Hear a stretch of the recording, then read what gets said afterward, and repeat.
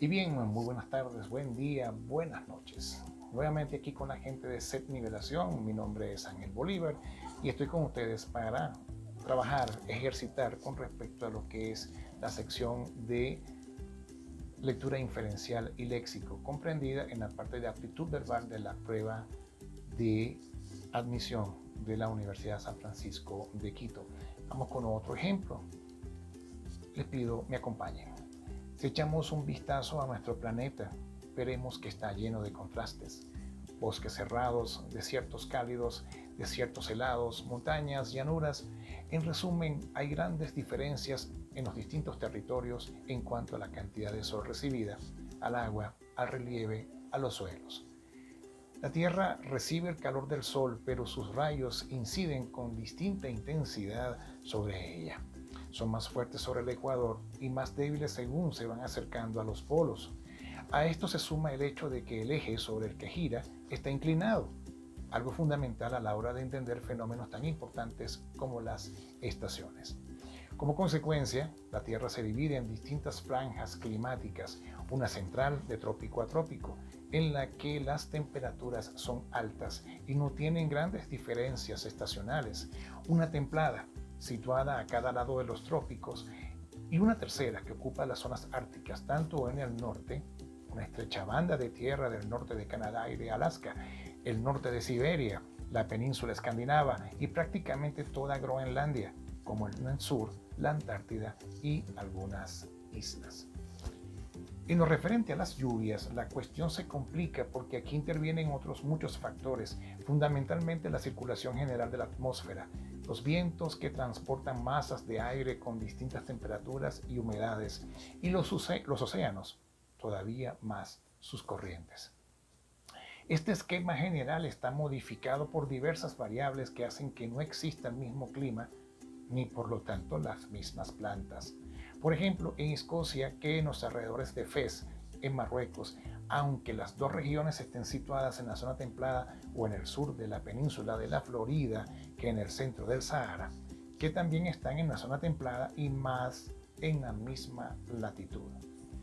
El antepasado silvestre del garbanzo está en el suroeste de Turquía, y desde allí se extendió por aquellas regiones que tenían unas características ecológicas similares.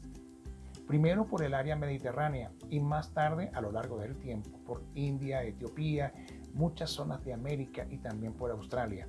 Actualmente los principales productores son India, Pakistán, Turquía, Canadá y México. La zona de distribución del garbanzo, el creciente fértil, que fue la que más se pudo expandir porque era y es la que tiene mayor cantidad de territorio con cualidades semejantes, sobre todo, claro, latitudinalmente. Desde allí, los animales y las plantas domesticados se propagaron hacia el este, faldeando las estribaciones meridionales de los montes Elburz y la gran cordillera del Indus Kush, hacia las llanuras de Baluchistán, en el occidente del Pakistán actual. Allí, en el sitio de Megraj, se han encontrado pruebas del cultivo de trigo y de cebada desde hace aproximadamente 9.000 años. También tenían ya ovejas y cabras. Cuando esta región fronteriza entre montañas y desiertos empezó a volverse árida, los agricultores se desplazaron hacia las más fértiles vegas del río Indo. Hacia el oeste, la expansión tomó dos caminos. Uno hacia la cuenca mediterránea. Hace unos 7.500 años ya se había llegado a las costas portuguesas, y otro hacia la Europa balcánica, o sea, Tesalia, Serbia, Macedonia, Bulgaria, Rumanía, Hungría y Ucrania. Desde esta última zona continúa hacia el occidente, en un segundo avance, por las tierras de la Europa central al norte de los Alpes. Los últimos territorios europeos en adoptar la economía de producción fueron los septentrionales y las islas que ahora forman el Reino Unido e Irlanda. China tiene buena parte de su espacio, prácticamente todo el norte y su mitad oeste, ocupado por desiertos y montañas inexpugnables.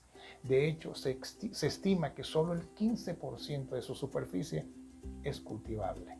A esto se suma el hecho de que este territorio, el que se puede cultivar, se extiende longitudinalmente desde la zona templada a la tropical. Por lo tanto, los primeros campesinos no podían avanzar mucho con sus prácticas agropecuarias, puesto que se encontraban con los límites ecológicos de las especies domesticadas. Este problema acabó resolviéndose cuando dieron con variedades que se adaptaban a diferentes condiciones ambientales. Es el caso del arroz, con subespecies adecuadas para el cultivo de secano y otras de inundación. Hasta ahora hemos visto cómo en el gran continente euroasiático los distintos focos de neolitización van surgiendo a lo largo de una extensísima franja de tierra situada aproximadamente entre los 32 grados y los 36 grados latitud norte. Por el contrario, los focos africanos encontraron muchos problemas para extenderse. Tanto el Sahel como Etiopía están limitados por desiertos, pantanos o bosques tropicales. Tampoco los cultivos mediterráneos del norte pudieron prosperar más al sur del desierto, no solo por la formidable barrera que supone el Sahara, sino por la distinta distribución de las precipitaciones en ambas zonas.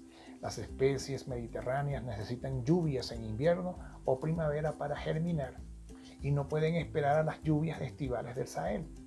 De esta forma, la agricultura no llegó a los territorios situados al sur de la línea del Ecuador hasta épocas muy recientes. En su camino, los campesinos fueron desplazando y absorbiendo a los grupos de cazadores-recolectores que acabaron obligados a vivir en zonas inapropiadas para la agricultura como el desierto y la selva. Los desiertos de Namib y de Kalahari son ahora el reducto de Khoisan, más conocidos como bosquimanos y ostentotes, que en el pasado habían ocupado buena parte de la mitad sur del continente africano.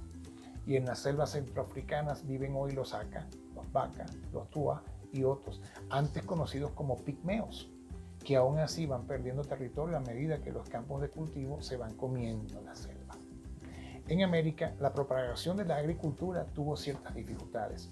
Al no haber podido domesticar ningún animal grande, salvo llamas y vicuñas en una parte del área andina, la dieta de los campesinos se veía prácticamente reducida a los productos vegetales.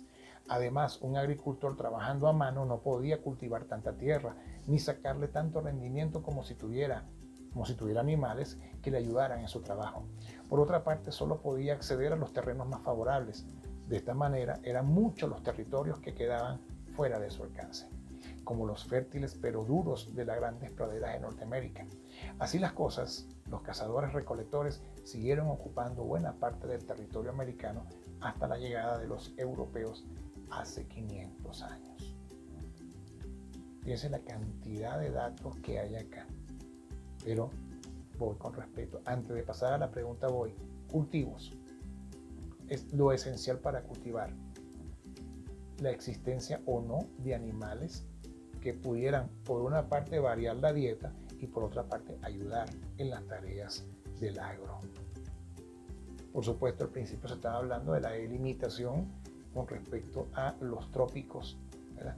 Las líneas polares, ¿verdad? Y cómo se desarrolla la agricultura en esos espacios. Es lo que yo me llevo hasta ahora. Vamos con la primera pregunta que nos dice: ¿a qué se refiere la palabra septentrional?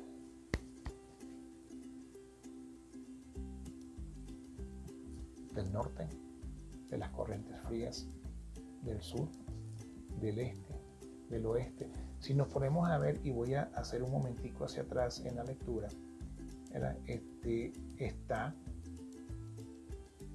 les digo, sí hablaba con respecto a la parte norte. Ok, y fíjense aquí, la Tierra se divide en diversas franjas climáticas y por ahí te hablaba de la posibilidad de que las estaciones se den o no tomando en cuenta esas líneas. Así que la respuesta aquí, con respecto a la primera, la palabra septentrional se refiere al norte. ¿Okay? La segunda pregunta: ¿de qué índole son los motivos por los cuales, según la lectura, la agricultura progresó lentamente en América? Mire, se habló de los geográficos, pero suelo de mala calidad; climáticos, falta de agua; biológicos, falta de animales domesticados; culturales, falta de interés en desarrollar civilizaciones complejas y por último, exógenos, posible influencia extraterrestre. Eliminamos la E y eliminamos la D porque eso no se tocó en el tema. Vamos a buscar lo que tenía más peso, que está entre la A, la B y la C.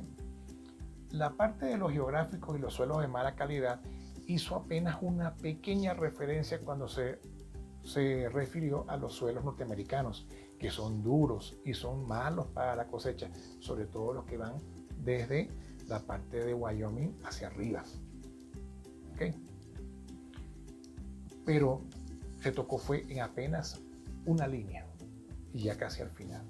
Climáticos, falta de agua, sí se habló, pero no fue lo más fuerte. Se tocó el tema con respecto a lo que se tuvo que hacer con aquellas personas que estaban viviendo de la línea del desierto del Sahara, ¿verdad?, hacia la línea septentrional superior del trópico.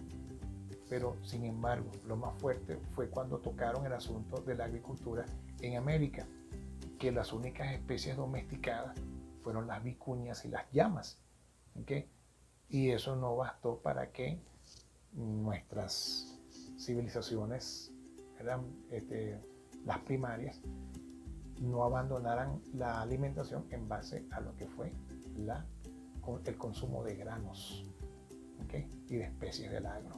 Así que la fuente básica es la opción C, factores biológicos, porque se habló de América, se habló de Asia, se habló de África, se habló hacia Norteamérica, pero hubo prácticamente un párrafo que le dedicaron a la parte en América. Así que la respuesta a la letra C, los factores biológicos, porque se refiere al progreso lento de la agricultura en América. Finalmente, la pregunta 3 nos habla, según el razonamiento de la lectura, fíjense, volvemos con la pregunta, según lo que nos dice la lectura, ¿puede extenderse la agricultura indefinidamente hasta ocupar todo el territorio del planeta? Opción A, solo en el caso de que una cultura carezca por completo de conciencia ambiental. Opción B, ¿es posible con suficiente voluntad política y tecnología?